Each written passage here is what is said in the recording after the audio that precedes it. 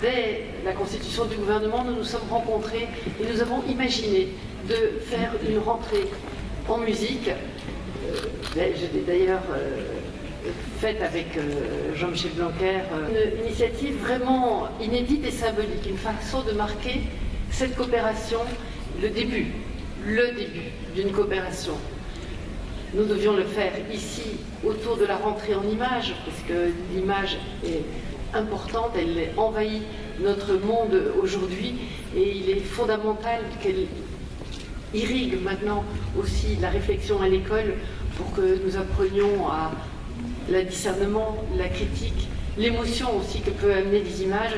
Et donc on devait se retrouver ici dans cette belle initiative, à l'initiative de l'équipe des rencontres qui le porte depuis 15 ans, comme quoi souvent des choses très importantes émergent de l'énergie que peuvent porter des associations. Et nous devions le faire ensemble, et j'ai le plaisir que 2 recteurs très impliqués dans ces actions-là soient présents aujourd'hui. Ce développement de l'éducation artistique et culturelle est une priorité du gouvernement, vous le savez, vous l'avez entendu, et c'est une priorité que nous partageons absolument, Jean-Michel Blanquer et moi-même. La culture est au cœur de l'école de la confiance qu'il souhaite bâtir.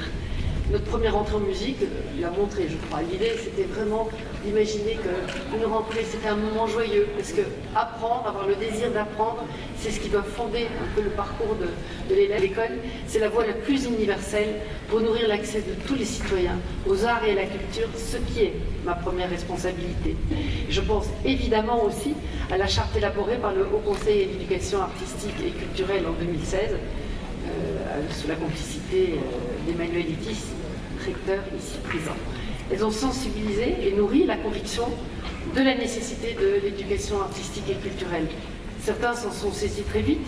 Vous en êtes un exemple ici aux rencontres d'Arles, avec cette rentrée en images qui est exemplaire à la fois par son caractère pionnier et ce que nous visons, c'est la généralisation parmi les enfants.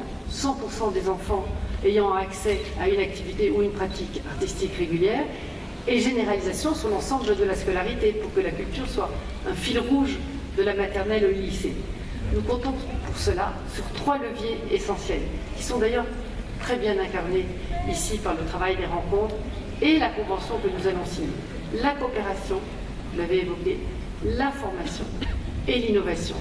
Et ambition partagée enfin entre les pouvoirs publics et les structures culturelles locales. Vous l'avez évoqué ici, cette formidable énergie sur le terrain, les musées, les bibliothèques, les cinémas, les scènes du spectacle vivant, les festivals dans cette région, vous l'avez évoqué, cher Christian, sont très très actifs en cette matière. J'ai pu le constater tout au long de l'été, soit à Aix-en-Provence, à Avignon, au Corrigi d'Orange, à Cannes, au sud, à Arles, bien entendu, tout ce qui constitue finalement la vie culturelle. Le deuxième levier de la généralisation, vous le savez, on essaye d'en parler et de le mettre au centre d'une réflexion, c'est la formation. Celle des acteurs culturels aux enjeux pédagogiques et celle des acteurs de l'éducation aux enjeux culturels. On l'a vu ici, il ne suffit pas de mettre des enfants face aux œuvres, face aux arts, il faut savoir sensibiliser, transmettre. On devrait parler finalement plus que d'éducation artistique et culturelle, de transmission artistique et culturelle. Et enfin, 3e levier de la généralisation des pratiques, l'innovation. Pour atteindre notre objectif de 100% des élèves impliqués de la maternelle au lycée, nous n'avons pas l'intention d'établir un schéma national, de lancer un vaste plan. Nous croyons aux solutions locales, aux expérimentations. Nous avons posé une ambition nationale et nous allons accompagner le mouvement en mobilisant et en mettant à disposition les services de nos ministères en région, en structurant, en épaulant, en accompagnant, en faisant, pour reprendre un terme de chimie, en faisant le catalyseur. Ce sont les acteurs culturels et les établissements scolaires qui doivent pouvoir librement s'organiser en fonction des réalités locales, des ressources culturelles à proximité, une bibliothèque, un conservatoire, les associations locales, les entreprises culturelles, les cinémas, tout cela doit fonctionner ensemble et nous faisons confiance.